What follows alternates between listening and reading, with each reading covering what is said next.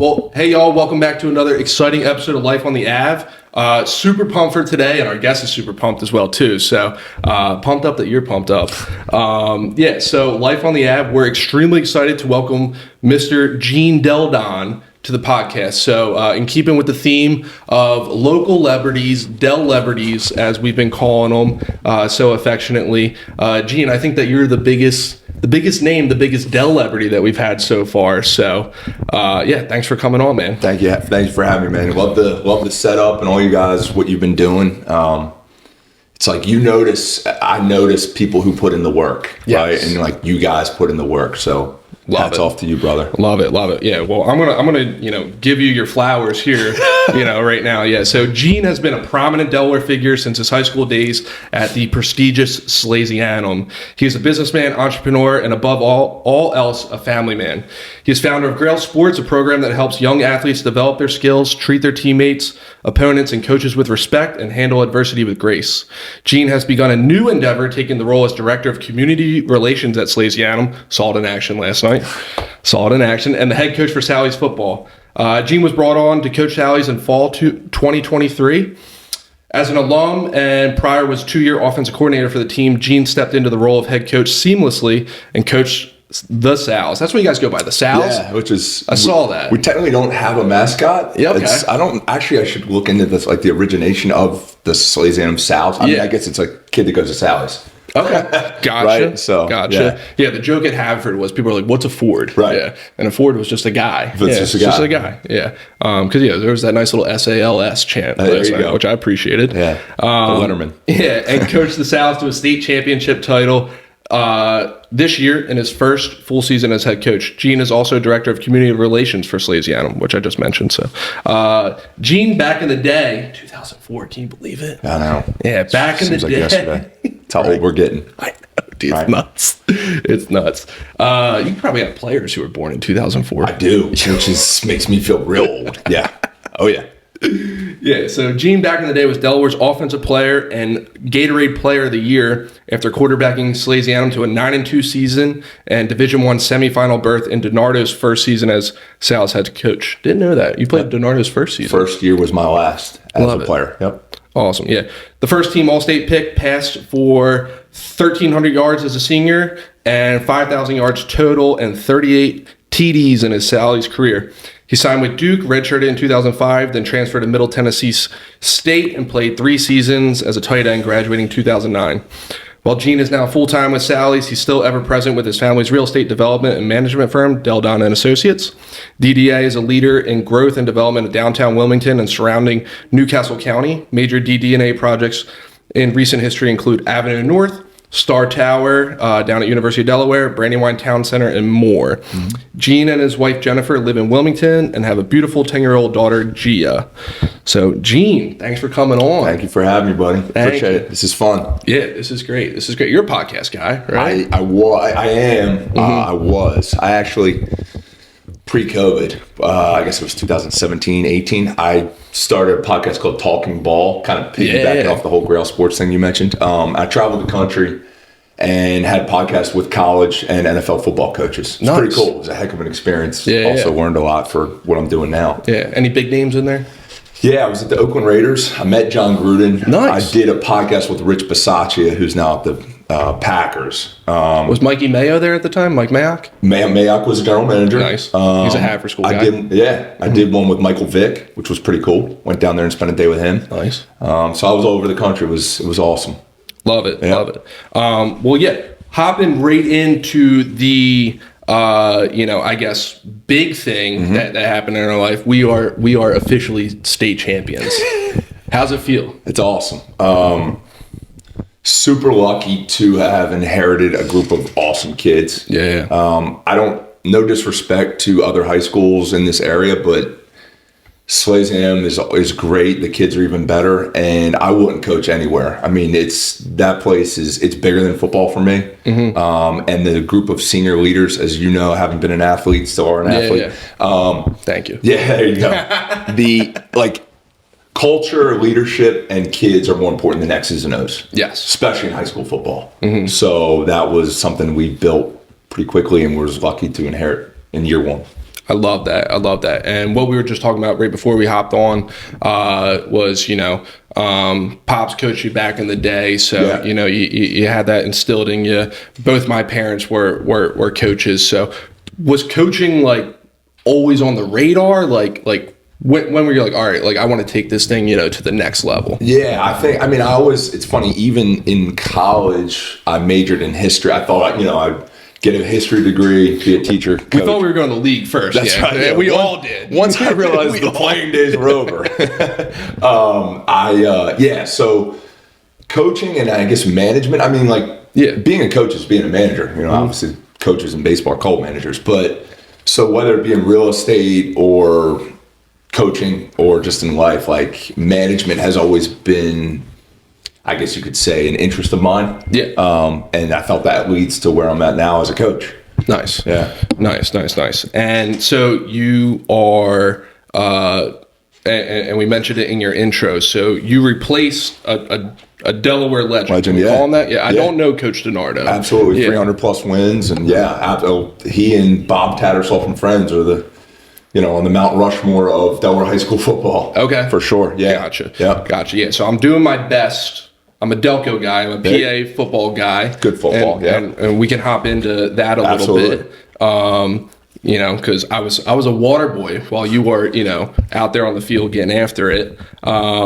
Like, what is it like, how's it been like stepping into, those shoes and following a legend, multiple state titles, all-time winning coach in Sally's history, 300 plus wins. Yep.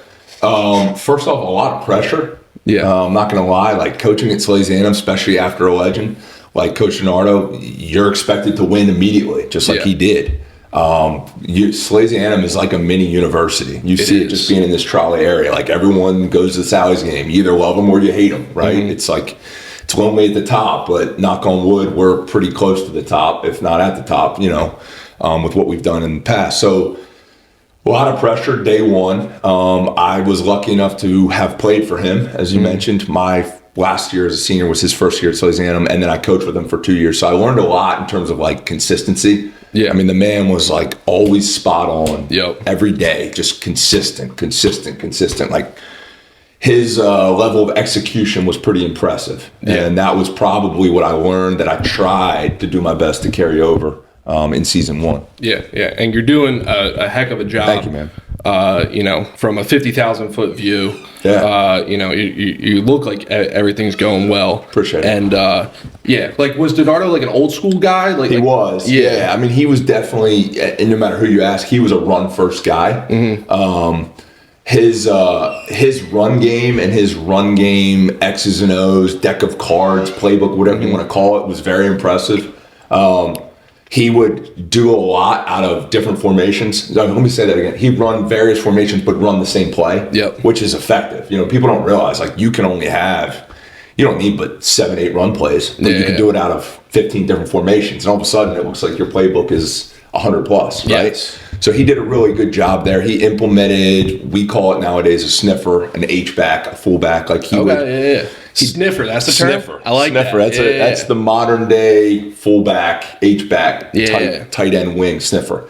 I like that. So he was a big lead back kind of guy that I learned from him. Yeah. And as far as I know, I don't know too many guys that like you played with, but Sally's obviously has a rich football history. Sure. I'm thinking of Sal Viscount. Yep. I'm thinking of Ryan Kilpatrick. Yeah. Those guys definitely benefited. 100%. Troy Reeder, Brian O'Neill, Andrew Zerba, who was in the NFL. Those three were in the NFL. Yeah. Viscount that's a good call by you. Yeah, he was a stud. Good call. He was like a 40 carry a game kind of kid. Yes. Absolute bell cow. Mm-hmm. So all guys that thrived in DiNardo's run game. Yeah. For sure. I love that. And like there definitely is, and I want to get into like, some new school stuff that you're doing, but like there just is, in life, just the basics, right? The fundamentals. Absolutely. And like talking about, I mentioned it briefly, my time as a water boy. My mom was a cheerleading coach at Strathaven High School. Don't sell yourself short, man. Yeah. But I was a 7-year-old water boy watching Coach Clancy. Yeah. And it's wing T. Okay. And it's the same thing, and they run it, from 7th grade all the way through. Yep. And these guys just come up and they're ready to roll. And same thing, you can run the 8 plays, 10 plays of the wing T offense out of a couple different formations, but you always just have that base and those fundamentals. So how are you kind of like having that base and fundamentals and putting it into 2024 terms with these guys? Like you mentioned, and you see at a successful 5th grade team, like reps. Like you can't run the same play, especially in high school, enough, right? So first thing you want to do is we'll find our 3 or 4 best passing plays. And that's all we'll focus on first couple weeks, right? Because again, these are 15, 16, 17-year-old kids, right? You forget, like they might be bigger than we are, but that Sally's basketball team's huge, by the way. That's a college level front in the basketball scene. But yeah, so what you do is, like you mentioned, Vince, you install the foundation first, and you continue to rep the foundation. And then as the season progresses and the kids get comfortable, that's when you can do your variations, your little wrinkles, as the coaches say. A lot of it in football is prep on who you're going to play. Really, like we'll put the foundation in, and then we'll wait to watch film. And then each week we'll more or less have a different schematic type of offense. The foundations are similar, but the opponent dictates a lot of what you're going to be doing. And like just that repetition. I tell our team the same exact thing. You got to work through that process. It's the same one, and you got to get the people to conform and kind of get on that same page. So like your new school way of thinking, at least as me as an outsider looking at it, you've kind of edited it down to like your one phrase, which is edit your behavior. Absolutely. So where did that come from? So that was last year. I attended a Nike coaches convention in Bethlehem, Pennsylvania, where Nick Saban spoke. We were talking about Nick Saban before here. Nick Saban was the keynote speaker, and I guess it was a Q&A period, and a high school coach had a great question. He was like, "What something like what will you always remember?" And Saban went on and on. He was like, "The best hour and a half of my coaching career." Now, mind you, this is Nick Saban, who's he's the best coach to ever live, right? He's done everything. He said the best hour and a half of his coaching career was when Kobe Bryant came in to speak to the team. Nice. And Kobe's message to the team was edit your behavior, whether that be in life, on the field, at home, with your girlfriend, teacher, classroom, whatever. You always want to improve yourself no matter what that day puts in front of you or presents. Constantly edit your behavior. So I took it from Saban, put it back on a shirt, put it on the back of a shirt, put it on a hashtag on Twitter. And then it's kind of funny, like the parents love it. And the school kind of got behind it, and it's been the platform for this modern day rallying cry. The rallying, there you go. I like that. Yeah, the rallying cry. That's awesome. And like it's football, right? Football's been around for so long. Like you don't need to reinvent the game. You don't. No. You just need to rep it out and get the best that you can be. And just play your game. It's exactly right. I mean, we won the state title against Cape. We threw the ball only 7 times. Now 2 of them were touchdowns. But we ran, pulled the defense up, took a shot. Like 3 weeks before, we threw the ball 25 times. So it's like you're always running the same thing. It's like I mentioned, the week to week, what the defense presents, and in the end, you're always going back to the foundations of what you instilled from day one. Love that. Yeah. How is your film crew? In terms of like Scott Totolo? Yeah, well, in terms of like, is he involved with you guys? I don't know Scott. Is it the school or no? All right. Yeah. We'll have to edit out this part. We have Scoot. So we have like game day. We have a guy by the name of Chris Larson. From NKN Films. You'll see it on Instagram. He's there and he films. He's got a guy up top. He has a guy on the sidelines as well. So he's got 2 different cameras up top. Nice. That translates to also study. So he uploads it into our accounts. You get the all 22? Like, do you have all 22? Yeah. And then a sideline. So we have the wide shot, we have the tight version. So that uploads the night after we end the game, we have our film by midnight to break down all weekend. Huddle, exactly. Nice. Huddle does everything. It's beautiful. Yeah, it's a great platform. It's beautiful. Yeah. So like how like that first, I guess like I'm trying to like understand. You're coming back. you're an alum. I remember, everything goes down in the barbershop, which I'm sure we're going to talk about a little bit later. I'm happy to get into that. I remember, we saw you the day that you were interviewing for the job sort of deal. You get the job. Yeah. What was that like first practice like in August? Like, what do you guys do? Like, what's your off season look like? So you get the job. Yeah, great question. So you get the job, obviously you meet with the team and things like that. You are allowed to do off season lifting, conditioning. They call it informal training, where like one coach can be on the field certain periods of the year, like throwing with the kids. You can't like run plays against a defense or anything like that. Yeah. But nowadays they have something called DIFCA week. It's like a heads up teaching tackling program, but you're allowed to have a week of what is virtually spring ball in what you nice, really? Yeah, which is pretty cool. Delaware allows that now. That's awesome. So every team that wants to is allowed to have 5 days of mini camp. So that was first step. And I think when do you do that, like April, March? We do it in June, right after the kids. I think the rule is that kids there's a period of when the state says you can do it from, end of May to the second week of June. So we just do it in a straight week. Nice. Let the kids get out of school so they're finishing exams and things like that. But that was my first day and real experiences of being a coach. You just want to make sure your message is consistent. Like that was my main thing. It wasn't so much like executing a 30-yard pass route. It was like, these kids are smart, and I didn't want them to think I was a fraud, right? Like, who'd these guys hire? Like, oh, this Jamoke. Who's this guy coaching, right? So like, you wanted to make sure that, I always say like consistency equals success. Is another line. You want to be consistent from day one, and then you want that message to carry over day two, because they're like a couple of them are like testing you, like, hey, for sure. Yeah, I mean they're smart kids. These guys test me all the time. There you go. Right when you're working your magic in real estate, you're trying to call your bluff. Sometimes, right? So, but that was it. It was like being consistent early was very important. I mean, it always is, but especially initially. Yeah. Yeah. Were you like just like jacked up, like in the car, just driving there? You're like, I'm ready to like run through a Journey, wall. like Pandora. That's my thing. Little 1980s rock. Little Van Halen in the background. Nice. It was awesome. I mean, it's like you said, like I was a grad there. I played there. Like to be able to coach the Gold Helmet is awesome. So it was a fun experience. Yeah. So touching on that, you're hopping into like my next question. Like what does it mean to like, hey, I went to the school, you've been in these guys' shoes, now you're the head coach, stepping in there. Like, do you see yourself in like some of your players?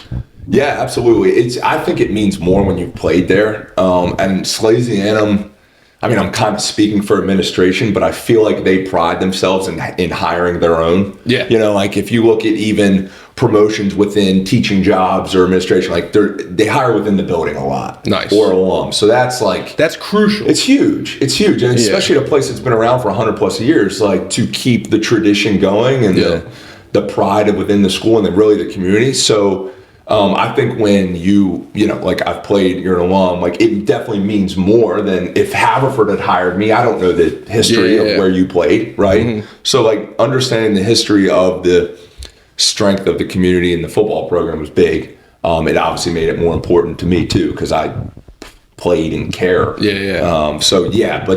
Salesianum is very good at hiring their own, I would say. Yeah, and like just being in that gym last night, it just feels like there's like a special magic you guys got going on Broom Street now. People, I mentioned that people hate us. Yeah. People, and that's fine. I get it. Like, but they probably get tired of hearing the brotherhood. But I'll say this, like the brotherhood's real. And you experience that. Anybody, especially basketball games, because everything's magnified in the tight gym. Yep. Football, like, it's open air, it's a big stadium. Like, sometimes you don't get that feel. But, I don't know. Like, I guess being an all boys, like, they never have to look good for a girl. There's no pressure. Like, they're all together, all in the stands. Like, they really do care for one another. And I think people who didn't graduate from Salesianum are like, oh God, they're going to talk about the brotherhood. But it truly matters. It does. You saw it. Yeah. And I think it, like you said, it's a little bit of a magic that like fuels sports teams, the theater program, the band. Like, it just means a little more. You know? Yeah, it definitely does. And like, funny story, you'll crack up at this. Like, so I have 2 kids. Yep. My son, when he was born, I skipped our exit on the way home, exit 7, and I went to exit 8, and we drove around. Dude, that's awesome. And we took a picture out front of Sally's, because I'm like, I'm a Delaware guy. I got now. goosebumps, dude. Not to be gushy on you. Right? Yeah, that's cool. Yeah, I'm a Delaware guy, but yeah, be prepared. You got 2 studs coming up. Reader and Garmin. Bo Reader, he was in the office last week. I remember a couple weeks ago, checking out. Yeah, but Bo Reader, Winslow Garmin, we're going to be tearing it up. Love it. Yeah, super two-headed monster in the backfield, maybe. Exactly. Yeah, we'll figure something. I want him to put a hand in the dirt. Yeah, I want a nice lineman. Yeah, that's where the money's at. I want a left tackle. You're spot on. Yeah, you're spot on. Yeah. That's hilarious. And like just going back to like being in the gym last night, and this is a little PSA for Sally's. So definitely paying you to market a little bit, yeah. It's so funny. Mary Kate and I talk, and it's like we're doing well, we're successful, sort of deal, and we both come from blue collar families, right? I got tuition assistants at Hadford, same thing. Mary Kate at Ursuline. Our parents sacrificed, to put us in this position where we're going to be full paid wherever we go, right? It just is what it is. But yeah, like I'm all in on Sally's. So that's great. I'm using it as my little, recruiting ground. I got a couple Sally's guys here. Man. Yeah, that's right. Yeah, a lot of people are like, yo, you went to Sally's? I'm like, I didn't, but I'm gonna milk it. I'm gonna milk it for all it's worth. Enough to people name drop a couple names. Pretty much, right?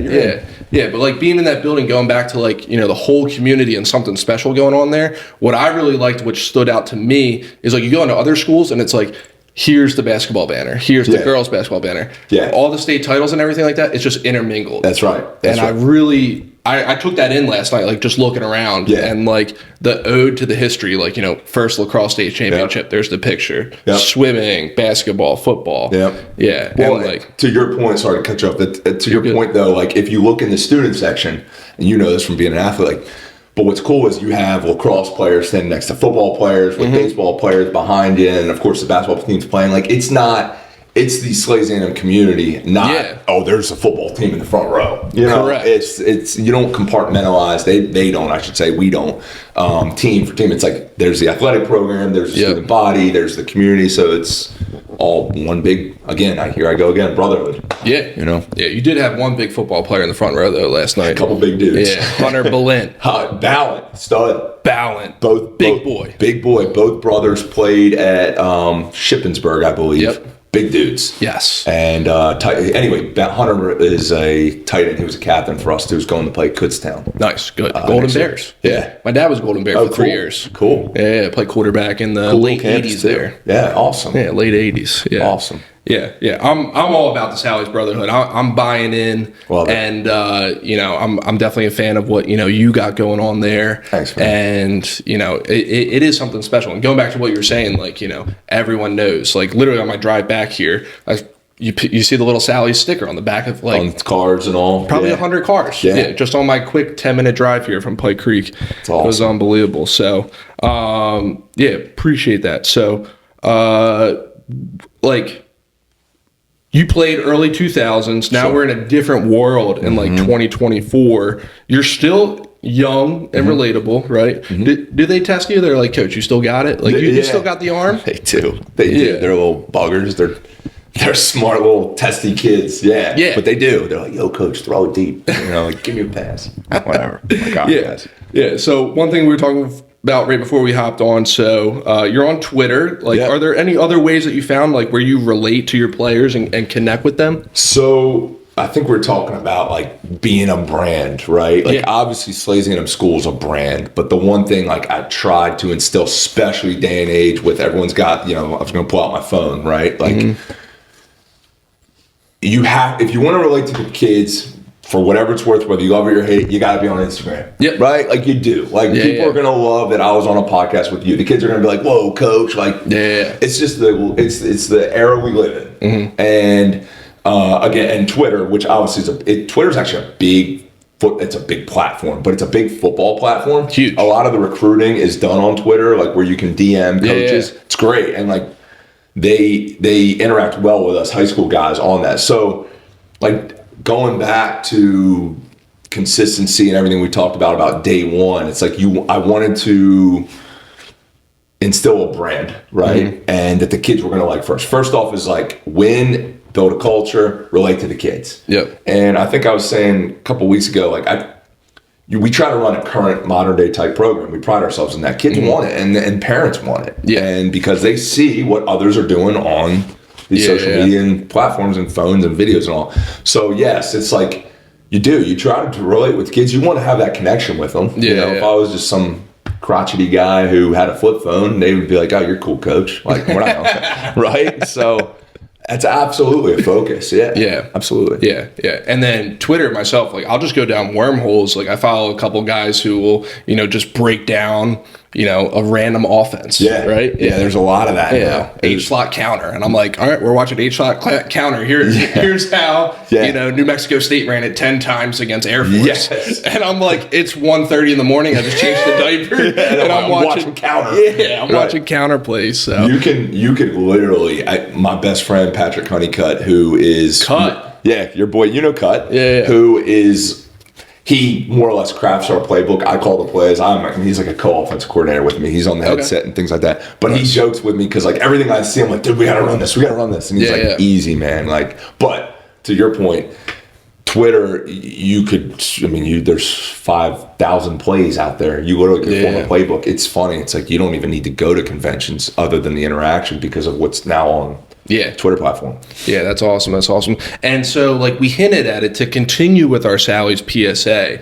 Like you're at the helm of this thing, it looks like, and this is a machine that's in motion that I don't see it stopping anytime soon. And going back to, the love-hate, like my high school coach, my mom would always say, he was like the Pied Piper. Like when we would play lacrosse, like in our, Interact championships or whatever, like he didn't care. He would have 20 kids on the sideline dragging their little stick because they're the next generation coming up. Brilliant move. Yeah. So you got that going on. So let's give a shout out. We got a bunch of football camps coming up. We do. Thank you. Thank you for that.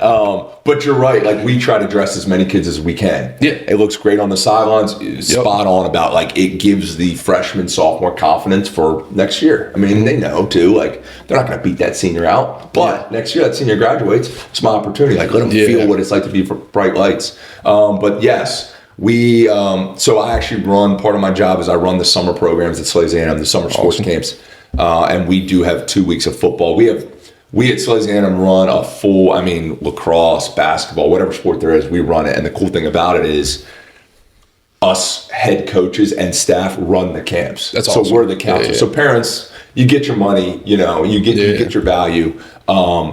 By sending your kid to get coached by Coach Trevison on the basketball team. So we run that all week, all summer. Football, we have the week of June 17th and the week of July 8th. It's all on the website and all that. But yeah, that's a big, and helps for admissions. You get 800 young kids on campus in the summer. Parents see it, feel it, drop their kids off, see what it's like, meet the coaches. It's a great admission tool for us. Yeah, that's fantastic. Yeah. Going back to like growing up, like Strathaven football camp, I'll never forget it. Like just being coached by Coach Clancy and Coach Jim Connor, whose son Dan played in the league, right? Sure. Yeah, and like Coach Tag, who ran the offensive line. It was like my first taste of like real high school football in fifth grade. It's big. Yeah, and you're like, oh, I would love to go here. My mom's like, we can't afford Wallingford Swarthmore. Yeah, beautiful area. Right. Yeah. And it's part of that brand too. Like again, as a coach, like you want to do that. You want those little fifth grade boys that want to play for you. You do, and it starts with summer camp. Love that. Love it. Yeah, so hopping back into it, going back to like, you're building this machine and the program's almost like selling itself. Because, correct me if I'm wrong, like same thing at Haverford. Like a family's going to make a decision. Hey, I'm not going to go to Springfield. I'm not going to go to Haverford High. I'm going to spend X amount of dollars to go here. Absolutely. Yeah, so it's a big sacrifice 100%. For a lot of these families. I look at it as an investment. Big time. In it. Yeah, so, and so you're asking, parents, hey, not necessarily not go to Concord, not go to like these other schools sort of deal. Sure. But it's like, hey, look at what we got going on here. And, your resume of success just kind of like speaks for itself. Yeah, thank you. There. You're asking a parent to spend $20,000 a year to send a kid to high school. And you're right, it's an investment because as a parent, you're hoping that my kid, gets the foundations of becoming a young man, quite honestly, to then go to a college, graduate from a university. So as a coach, employee, whatever you want to call me from Salesianum, like you have to sell the school because you're only as good as however many kids you have in as private school. It's not like public where you're, fueled by the state and the community from which you live around. But yeah, you're right. It's a good point. It's a big investment for parents. Yeah. And going back to like that Pied Piper thing, you're getting a lot of people into this village and, it helps tremendously when you have guys who have been there, done that. What comes to mind for me, obviously, Paul Warlow. Sure. Nice career in the league. We can talk about Paul. Yep. And then looking on, the basketball bench last night, B Tunnel. Yep. Like, B Tunnel is a stud. Yeah. Yeah. And so, like, having those coaches, like, what does that do for you? Yeah. Just having guys who have been there. Yeah. I mean, I say, like, for us, I'm lucky enough to have Paul Warlow, Coach Warlow, our defensive coordinator on our staff. I mean, you're talking about a guy who stared Tom Brady in the eyes in the Super Bowl. Like, that's the pinnacle of the sport, right? Like, he played, I believe, 7 years in the NFL, 7-8 years in the NFL. He knows every NFL coach. So not only is Paul a great resource in terms of on-field coaching, but recruiting. I mean, he can call Dan Quinn right now from the Washington Commanders and say, hey, look at this tape. Yeah. I mean, super value. And, like, again, Brandon Tennell and all those guys and Warlow and Honeycutt, Tommy McBride, Sammy Paoli, Ryan Smith, all the staff, David Bushworth, Jim Gaiman. These guys are out in the community as well. Yeah. They have young kids. They go to camps. They travel. So they're talking about the program, which helps the admissions machine. And, of course, in turn, helps football as well. So building out the staff, as they call it, is another super important job as a head coach. Yeah, Make sure you surround yourself and players with the right staff. Yeah, and just having that, like, measuring stick of success. We mentioned it before, the Troy Reeders, the Ryan O'Neills, the Andrew Zerbas, guys who have been to the pinnacle of the sport. Absolutely. Yeah. You have these guys come back? They do. Nice. Yeah, Brian was just back 3 weeks ago. He did like a Q&A session with our football team. It was great. I mean, it's like, hey guys, there's Brian O'Neill.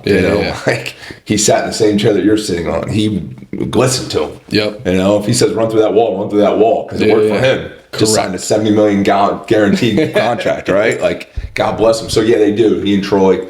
I saw Andrew with the Maxwell Award 2 weeks ago. Love that. It's a beauty. So it's Dante DiVincenzo lighting it up. I know he comes back to the basketball program with the Knicks now. So yeah, they definitely come back. Yeah. That just, like, I feel like, if any kid is, like, on the fence, it's just like, hey, like, this could be you. Right. It sells, Yeah. I mean, it's like winning championships, jerseys, retired, guys on TV on Sundays, like, that helps. Definitely. It definitely helps. Definitely, yeah. You seem like you were kind of, like, made for this role. Like, I guess you could say, like, coaching and managing kids has always been a passion of mine. Comes natural, I guess. I don't know if you can, like, go to, what am I trying to say here? Like, if you can go to class or, like, a session or camp to be a coach, like, yeah, you can learn from coaches and listen, but, like, it's the, like, you either have it, like, you either can relate to people like yourself, dude. Like, you're a great people person. It's why you sell homes, doing great in the real estate world. Like, thank you. You either have it or you don't, man. And it's like, and if you don't, then go be a scientist, right? Like, I can't even smell chemistry, right? But I can relate to a kid. So it's like, you chase what, you may be good at and what you like, your dreams, passions. Yeah. So, like, you've been to the mountaintop in year one. Like, what does, year two and beyond look like for Gene and the Sally's football program? Yeah. So just like you mentioned lacrosse, you play lacrosse. Our lacrosse team is top 25. Last year, I think they were third in the country at one point. Our soccer team is, Coach Mosier's won on 19 state titles. They were second in the country last year. Yeah. So I think, like, you want to, I don't want to say, like, I want a national program, right? Because then you have to get into athletic scholarships and things like that. But the football regionally here, North Jersey, Philadelphia, DMV, DC, the regional football here is some of the best in the country. So to answer your question, like, I have aspirations to make this a regional program. Nice. To play Bergen Catholic, St. Joe Prep, St. John's in DC. But you being an Interact guy like yourself, super pumped. We're going to play Episcopal week 1 next year. Love that. And then we're going to play Malvern Prep. You're going to beat up on Episcopal week 1 is what we're going to say. Oh, they're good. But we're going to play Episcopal and then Malvern Prep. So we're like, it's the next step of what we want to do. So that's kind of the vision I have in the next 5-10 years. I love that. Yeah. And just having those like other models of consistencies, like Coach Healy, Coach Moser, you just mentioned with there. So those guys, like, there is power in having that staying power. 100%. So just not getting there, tasting it one time. That's right. Right. It's it's hard to do it again. It's hard enough to win games, let alone championships. But like these guys, I mean, like I said, they've won 15 plus. Yeah. So they've been great kind of resources for me and mentors. Yeah. And real quick, I don't want to bring up a bad memory, but like what happened with Dover? they had, saying to someone last night, Dover has real speed. Yeah. Like we have speed. I'll say we have fast guys. Dover has speed, like real speed. They got a kid, John Parker, who's a stud. He'll be back. Again, they're running back, poor kid. I think he broke his leg, but he came back. Jaquan Kilby, stud. I mean, real speed. We went down there after beating Smyrna. We were riding high, and they punched us right in the mouth. But that also was the best thing that could have happened for us because it put things in perspective. We didn't lose after that. So Coach Moser, back to Coach Moser, always said there's nothing better than an early loss. Nice. Because it's a reality check. So. I like that. Yeah, it keeps everyone in check. So, we still got to, accountability, man. Got your asses kicked. Like, let's get better. Yeah. So, we'll chase an unblemished record, one of these days. Yeah, we'll get there. But, 1-0 each week. I know that's a big football thing. Absolutely. Yeah, I love that. Absolutely. And then, speaking, I know regionally, Southeastern PA is great. PA is great for football. North Jersey, DC area, solid as well, too. Delaware as a whole is getting like a lot of talent is moving south. There's a lot of people moving south. Yeah, big time talent. People don't realize, like, I think because we're a small state and we don't have the numbers that PA, Jersey, Maryland have. But like per capita, the talent level here is legit. Yes. You look at the kid, I'm drawing a blank on his name, who's the captain, he's from Smyrna, who's the captain for South Carolina. Conway, stud, Nolan Henderson, who's played at UD, quarterback, Smyrna kid, stud. Middletown, of course, that. But there's. I remember a couple of years ago, Mary Kate's uncle coached track at I think it's Hodgson Votech and Bear sort of deal. Their 4x1 team was their starting backfield, and these guys were electric. Just running past DMA kids. I went to a game. I was like, dude, these kids are so fast. There's talent here. I think college coaches get a little lazy sometimes, and they don't want to they're like, oh, Delaware's small, they don't have anything. Well, no, watch film, come watch a practice. There's legit talent here. So it's something that us coaches have been trying to piggyback off one another. Hey, Vince, you're from Notre Dame. You came to Sally's. Go down to Middletown. Go down to Smyrna. There's studs there too. So Yeah, and there's just talent across the board. I see it lacrosse-wise, you don't need to just necessarily go to a Sally's, a Malvern, Haverford sort of deal. There's good players across the way. Yeah, Cape Henlopen, they beat us 2 years ago. They almost beat us in the championship last year. We beat them by 1. So if we're fourth in the country, whatever, Cape's not far off. Correct. Yeah. So one of the things that I really like that you do, and once again, correct me if I'm wrong, sort of deal. But we're here, we're molding these guys, and then we're putting them in positions, opportunities to get to the next level. Absolutely. So most important. I'm sure you got boys all across the country on college staffs and stuff like that. So how are you doing that? Helping out these guys? Because that recruiting process is difficult. It is, and it's an all year round thing nowadays. It's a lot of work. People don't realize, and not to get into the weeds, but I know you guys hear the whole NIL and transfer portal. The transfer portal has really hurt high school recruiting. Okay. So, for instance, I went to Duke because we both transferred in college. Okay. My senior year, I got recruited to Duke. Nowadays, I'd be a CAA kid. So everybody has now dropped down a tier because of portal. Right. So if you're a Power 5 guy, you're looking at Vince Garman from Alabama who's in the portal. You're not looking at Gene Delle Donne, the 18-year-old kid from Salesianum. Gotcha. Vince Garman's 21 years old. He's got film. He's played. You want that. The kid from Salesianum now has to go to, no disrespect to Conference USA, but that's where I would Conference USA. Right? Whereas he would have been an SEC kid. I tell everybody, obviously the wins and losses are great, but that's not what's most important. What's most important is preparing these young men for the future. And at least our guys want to play college football, most of them. So I mentioned Paul Warlow, our whole staff. It is a team effort to contact Coach X, Y, and Z. Nowadays, there's live periods when they can come visit the school. They can watch a workout. That's super valuable. You can fly your helicopter. Fly right down on Abyssinia Field. Nice. It's a daily, like, hey, coach, look at this guy. Look at this guy. And you got to stay on them or else, you know, I mean, all the players, high school players in the country, you know? Yeah, and like that's the biggest thing that I learned in like my recruiting experience. Like my high school lacrosse coach was a legend, Coach Nostrand, and he's like Vince, the top 50 to 100 guys get recruited. Yep. After that, squeaky wheel gets the oil. Yeah. Like you want to be there, you got to let them know. Yeah, absolutely. He's like, I'll let them know. Yep. For you, you also got to let them know. Going to camps are super important. You know, nowadays, like when you and I would grow up, we would go to like a super camp where there would be 1,000 kids and it would be at some regional school. Nowadays, most of the big programs have their own individual camp. So that's where kids can go and have the opportunity to run in front of a coach and really show their talents at a school where so it's school specific as opposed to like throw your name in the hat and see if you can run a 4.40. Yeah. Yeah. And what kind of, I know we talked Hunter going to Kutztown. I saw Jake Ziegler go or Sinus. BJ Aline is going to the Army, West Point. Ahmad Foster is going to Old Dominion. Nice. D lineman for us. Andrew Ransom, another running back of ours, is going to Wagner. We have some football lacrosse guys, and a couple guys that played there, lacrosse players, are going for lacrosse. Nice. But we have, I was saying, RJ Johnson, who's number 23 on the basketball court, number 90. He's a junior. He's getting recruited by Notre Dame, Penn State, awesome. West Virginia, Minnesota. So it's fun. That is a fun part of the job too. It's like dealing with these college coaches. It's like you watch Michigan on TV and then you talk to them on the phone. It's pretty cool. It is pretty cool. Not gonna lie, it's pretty cool. It is pretty cool. And kudos to you. I texted you after the event. What was it called? The NFL, the kickoff. We had the regional Friday, Saturday, Sunday games. Yeah, it's the Maxwell.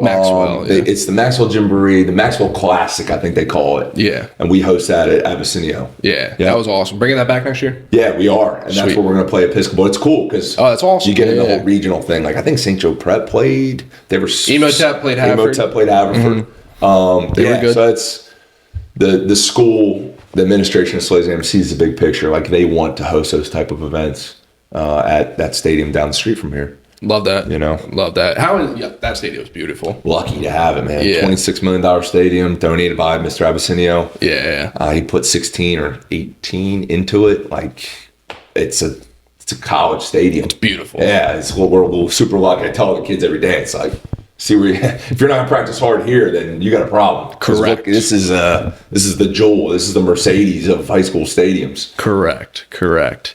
Yeah. So, anything else that you're looking to like implement into your program to make sure we're staying at the top? Yeah. I mean, offense, defenses evolve daily now in football, but like we said, the basics stay the same. You want to stay current as you can. I mean, that's where I drive myself nuts, staying up all night, going down rabbit holes, worrying about you're missing something. But no, it's like maintain the culture. Yep. That's huge. Win games the right way. Do it the right way.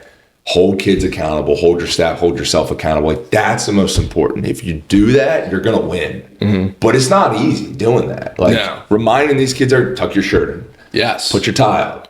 Respect your parents. All four buckles, chin straps. All four buckles. Yeah. I shave your face. Not that I do. But it's like holding the kids accountable. That's the hard part. Yeah. But lucky to have good kids who buy in. Yeah, you got to keep the beard. It's with the baldish head. It's got to have some kind of color. Yeah. What are you a hat guy on the sideline or what? I go hat on the sidelines. I'm not a huge. I mean, I'll rock the hat like on. Trevor looks good in the suit. You ever think about the suit or what? Throwing it back. Warlow mentioned it last night. He's like, "Do we do the Vince Lombardi top coat, top?" Do that up. Yeah. The basketball guys look smooth. Warlow with the little vest in there too. Yeah, calling the defense. Nothing underneath, showing his gun.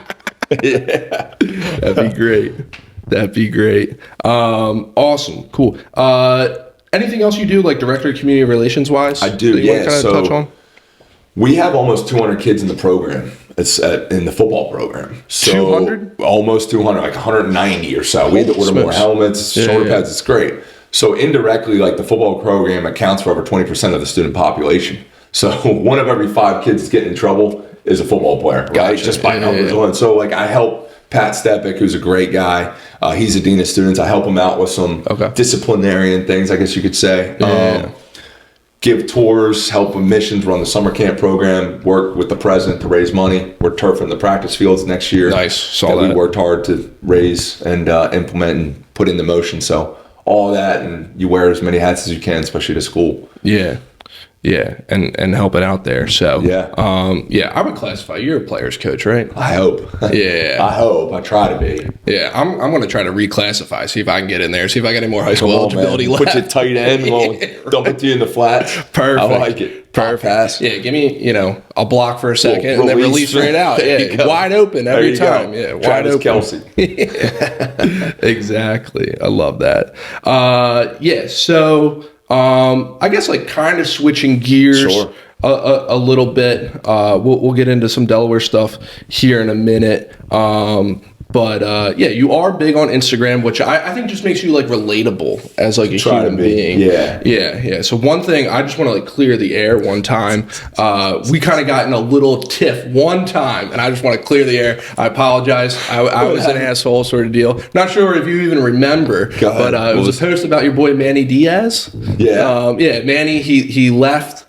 And then like took the job at Temple, and then he left like a week later. Yeah, and I was like a midnight move. I was like, WTF, this isn't cool or whatever. You're like, man, he's the man. I was defending my guy. Yeah, well, he was defensive coordinator in Middle Tennessee. Okay, cool. When I played there, yeah.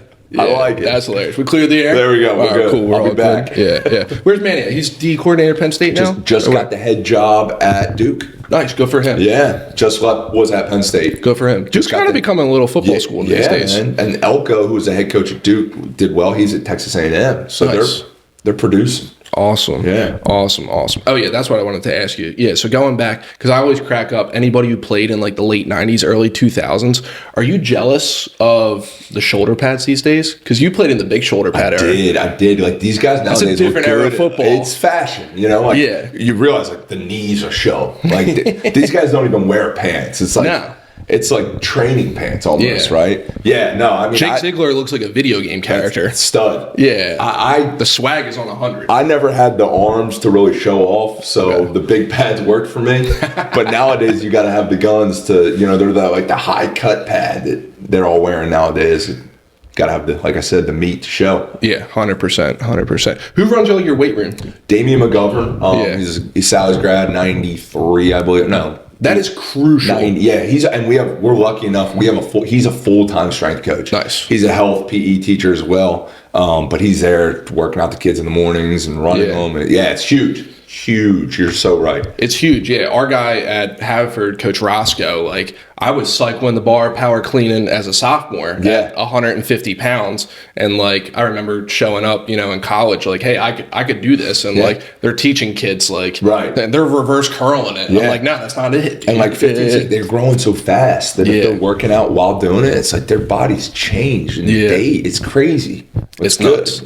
It's nuts. Yeah. And one of the big things that like I'm excited about, we touched on your senior class there a little bit on the junior class. My high school coaches always talked about that transition, when that senior class leaves and those sophomores are now upperclassmen.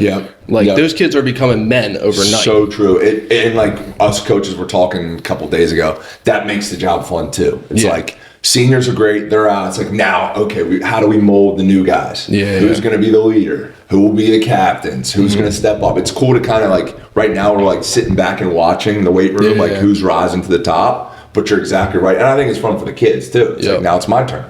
Nice. You get out recruit like CYO at all or anything? Or watch games, can't recruit. Gotcha. But we do, this town's so small. Like, the local talent. CYM games are huge. We're lucky enough to get, the Magdalene, St. John's, IHM kids, Holy Angels, St. Mary Assumption. But, so you try to be a place where kids want to play. You try to be the players coach that we talked about. Yeah. Do you have any like confidants, like, people who aren't necessarily on staff, but they're like fans of the program would be like, hey, Gene, like, stop running into the right. Like, sort of down.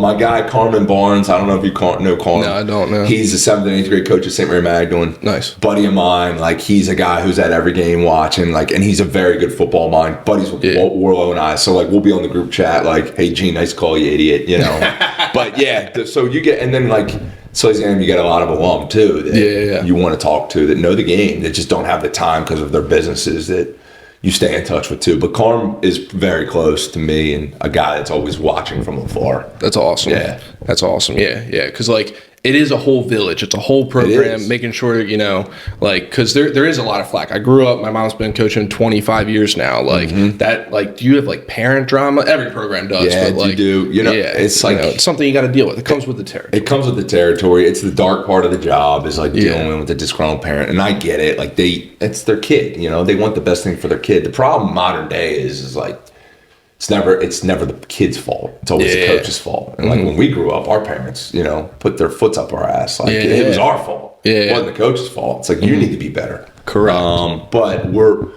we have good kids, and our parents get it. I mean, like, you'll hear from one or two here and there, but I'm lucky. Yeah, and like definitely blessed. One example, I'll shout out. Correct me if I'm wrong again, but BJ Allinger. Yeah, his dad is the man. Awesome guy. He's unbelievable. And you see him. I mean, he looks like he just walked off an NFL field. Brothers in the XFL or whatever it's called these days and stuff. Yeah. And we'll shout out. I talked about it. Maybe Paul will resurface these pictures, but Paul with his like underground workouts back in the day. Stay Real. Yeah, Paul, he was the only white guy in there, so shout out. Piped out. Yeah, he was piped out. Piped out white dude. Yeah, but like just having guys with that like foundation and like, you know, Mr. Allinger, Brian Allinger, he's unbelievable. Guys that have been there, like he's played, he's competed at a high level. He did spring ball at Miami during their glory days. Like football families, it helps. They get it, you know, and they instill that in their kids who put that into their players like BJ did. Correct. Yeah. So I'm super excited for him going to Army. I think that's going to be a great move for him. Yeah, playing Notre Dame next year, I believe. Like to see him on TV is going to be pretty cool. Yeah. West Point's got some special stuff going on up there too. Lacrosse wise, they're top ranked right now. They're really good. Yeah. They're really good. I mean, it's United States Military Academy. It's West Point. Like it's the best of the best. Yeah. I'm a Navy guy, but I'm like, all right, Army's doing something special up there. Yeah, they got good uniforms too.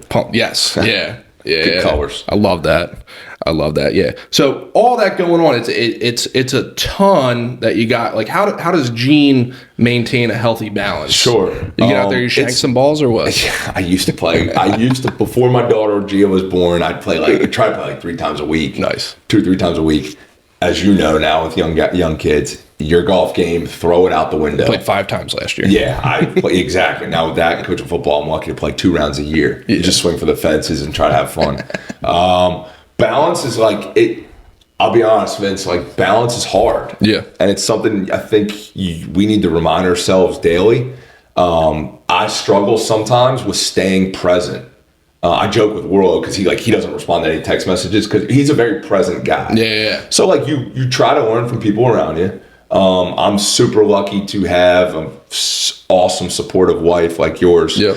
Who she gets it. She's from the South. She's got 2 brothers. Like football's a religion. Yes. She drops off my coffee pregame to me in the parking lot at Salesianum. Like she gets it. That's a good little tradition. It's pretty cool. And she's like, you better fucking win. You know what I mean? Like she's that. Or don't come home tonight. Right. Like she's intense. She's my number one supporter. Like that's huge. Yeah. Couldn't do it if she was like, if tomorrow if she's like, you're not coaching, then I'm not coaching. Like let's be honest. You know what I mean? Like you have to have that support at home.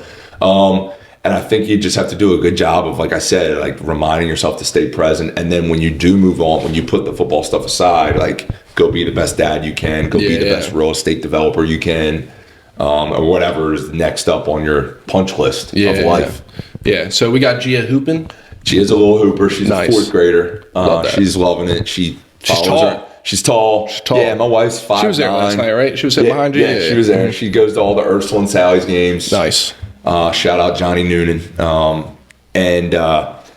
She obviously grew up watching my sister, her aunt, so she's always watching her and striving to be her. She's likes lacrosse too. Nice. Which is a great sport, translate well. Lacrosse and basketball translate very well together. And is going to try some volleyball too, I think, this fall. Love that. Yeah. Stays after it. Yeah. So is that like going back to players coach, you're cool with you guys doing multi-sports? Yeah, I think they're better because of it. I do as well, I think multi-sport kids are... The specialization burnout is unbelievable. It burns out. There was a phase of that. It was. In between us kind of sort of deal. It's a good point. Yeah. We encourage, and all of the coaches, I mentioned a couple of them at Sally's, we're all close. So we and we all, if we're in season, we know, that guy's not going to be at our workout because you're in season, I'm out of season. So we work well, but I'm all for, I did it, you did, like multi-sport's the way to go. Love that. Yep. Love that. Yeah. You brought her up, and we talked about Pops a little bit beforehand. Yeah. But how's it feel like, the Delle Donne name definitely carries some weight. Yep. Yeah, Elena has definitely put you guys on the map. Sure. Our boy Joe actually brought in some wine last there time. You go. So yeah. So looking forward to having some of that. But like, you are a family man. Yep. Like, talk about your family a little bit. Yeah. Give them some flowers. Give them some flowers. I joke around here. I'm just Elena's brother. I'm I'm the famous brother. I'm not Gene. I'm Elena's brother. And you're older than her? I am. I'm 37. She'll be 35, I think, in September. So you racked up a ton of victories while she was younger. That's right. Yeah. Just watched her. Yeah. I was actually her agent the first 4 years of her career, which was cool. Hell yeah. It was great to work together and like have that business, obviously family relationship. We have an older sister, Lizzie, who's deaf and blind, goes to the Mary Campbell Center, and her caregiver, Kim, that lives on my parents' property. She's been like the rock of our family. It's awesome. Puts things in perspective a lot. Like, losing a game is as important when you're sitting next to your sister who can't hear, see, or talk and has cerebral palsy. Like that's like, wow. That's, there's more to life than football. So she's been an awesome role model. My mom and dad have been great. My dad's intense. Works out 7 days a week. He's a beast. Big Earn gets after does the West Side Barbell. Good morning. Squats. Nice. And does his cardio. He took us across the country when we were 10. It was like he never said no to us. So, that's awesome. But he also taught us like accountability and winning was important. I'm not gonna lie. Like he wanted us to be successful. Was willing to do whatever it took, and like made us work hard. And I've tried to instill that into my daughter. And of course, I mentioned my wife. She's phenomenal. I met her down in school in Nashville. So she's from Nashville. So she gets, like I said, the whole football thing and what it takes for our daughter to try to be the best she can be. Love that. Yeah. Last question here, then we're going to get into a little top 10. So anybody else who inspires you? I mentioned my dad. The saying I would say is very true. The older you get, the wiser your dad becomes. Yeah. I look at my dad completely different. Yeah. After 2 kids. I didn't want to work for my dad or listen to him when I was 21. Now it's like I'm going out to dinner with him, and I want to hear more about life and how I can be a better leader and parent like him. So definitely my pop. I mentioned my family. Coaching, we talked so much football. Nick Saban, I try to dial into everything he says. I really like Kyle Shanahan at the Niners. Like I know they just lost, but his offense is great. Like he's a guy I try to follow. I think he's a cool dude. I think he's a player's coach. Yeah. So on the football side, I mentioned those two guys. Got a good thing going out there in San Fran. They do. My dad would probably be my most immediate role model for sure. So finishing up here, we're going to hit it with a little Delaware, little Gene Delle Donne local top 10. Are these in order? You want to do them in order? Or they're just, go ahead. Top you can fire. Yeah, I mean, I just kind of put a list together. All right. Because you guys do really, I love what you guys have done on the Instagram. Sweet. I think that when you're in Trolley, I love that. Like, you and Mary Kate did one. I was like, this is clever. This is really cool. So we filmed that in 5 minutes. The best stuff just comes to you. I love it. And so I tried to keep it to like this area. Okay. Cool. Trending with what you guys got going on. All right. Cool. Did you want to ask me, or do you want me to just fire away? Yeah. So I'll start it off here. Yep. Yeah. So we'll do it. What was his name? Was it not Larry David? Who had the late night show?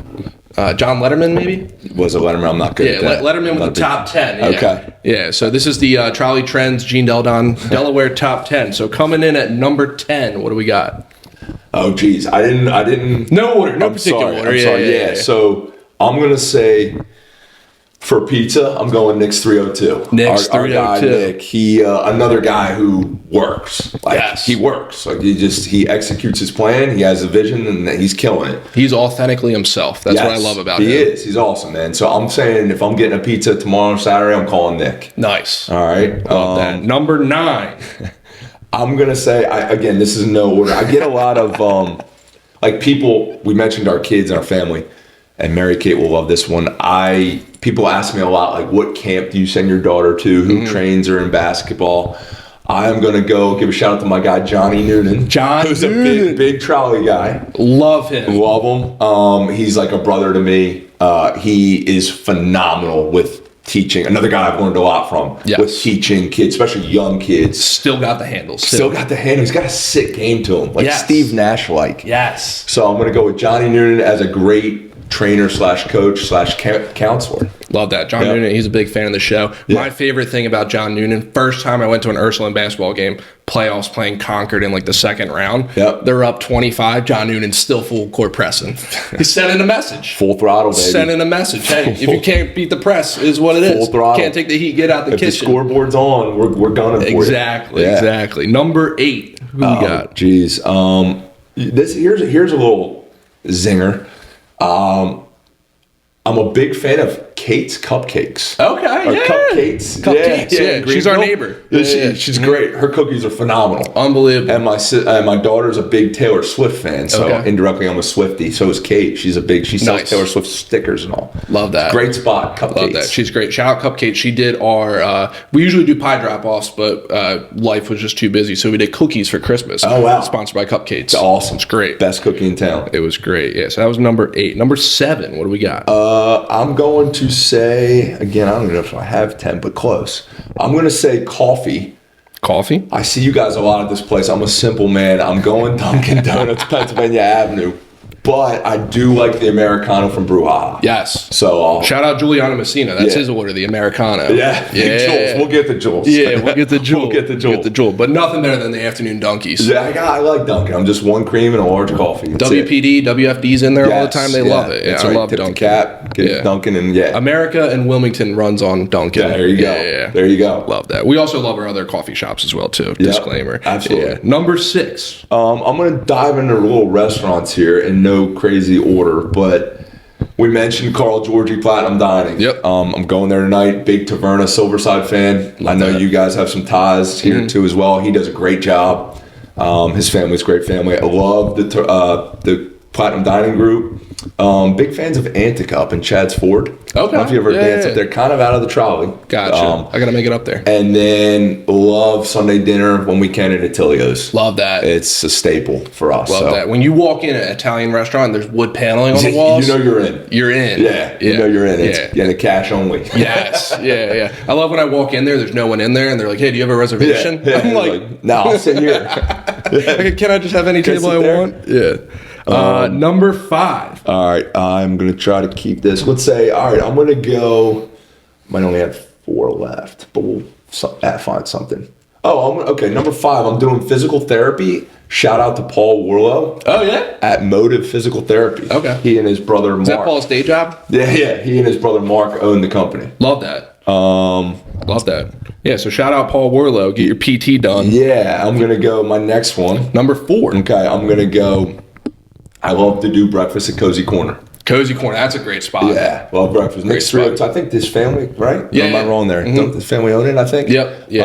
Big Cozy Corner fan. Nice. Yeah, big Cozy Corner fan. Yeah. Our girl Kelsey Perillo used to work there as well too. I love Cozy Corner. I like it when you go to a breakfast place and they're like, hey, here's our 4 options. Yeah, this is it. We do it, like, and we're the best. Pump it out, have your omelet roll, you feel great. Cash only again. There you go. I love that. Yeah, number 3. Okay, I'm going to say I think we are blessed with having, and I know you know all these guys probably, we have a lot of good like fitness options around here. Yeah. And I think you mentioned Instagram, like we all post, like I feel bad doing it, but it's like they tag you when you work out. Yeah. So like you repost, right? Mm-hmm.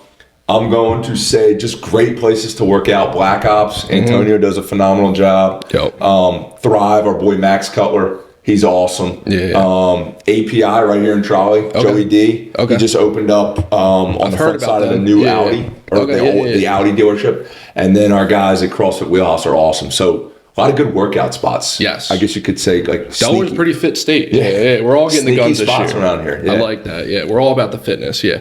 What was that? Was that number 4 or number 3? I think that was 3. 3. All right. Number 2. What did I miss? Okay, so 2. I'm going to save the 1 for our guys. Yeah. I feel like I'm missing something. Let's see. Maybe it's pizza, anti-food. Number 10 here. There you go.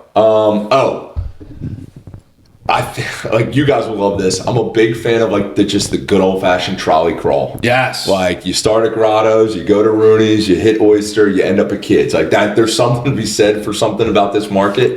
That's a great community. night. Like it's a great night. You feel like you're us married guys with kids feel like you're in Vegas. Yes. Right. Yeah. So big fan of the trolley scene here. When you walk in Kitchenleans and you get that prime real estate in the chairs in the corner, and just post up, and you're like, we're not moving. When you walk into Oyster and you get the outside bar and you're posted, it's a good call. This is great. You walk in, Rooney's down there, and John Noonan's posted. That's his spot. That's his spot. Staff. That's a spot. Love that. And number one, I'm going to say the only place to get your hair cut, and it's more than just getting your hair cut. I know your boy Joel was on this. For me, it's therapy. Yes. To sit in the barber chair for an hour and just talk about life. They're like brothers to you and I. I know this. DuPont Street Barber and Company. Maddie, Stacio, Joel, Chick, and the gang, Christian, they're awesome. I'm there every Thursday. I know I'm bald, but like I said, it's part of the routine. It's part of the lifestyle. It's therapy. It's not just a haircut. Correct. So they are the best of the best, man. Yeah. You want to know anything happening in the city of Wilmington, state of Delaware, and the region, you go right there. You go right there and listen to Joel. Right there. Yeah. It's better than the news. It's 100%. It's literally better than the news. And way more entertaining. Yeah. And that's a perfect spot to end it because that's where we found out Gene was going to be the new head coach. That's right. Broke the news right there. That's I came back. I told Toots. I was like, "Oh, Gene Delle Donne, new head coach." We're in. That's right. I was like, "Gotta keep it on the wraps, dude. It's getting announced next week." But Joel will tell you. Exactly.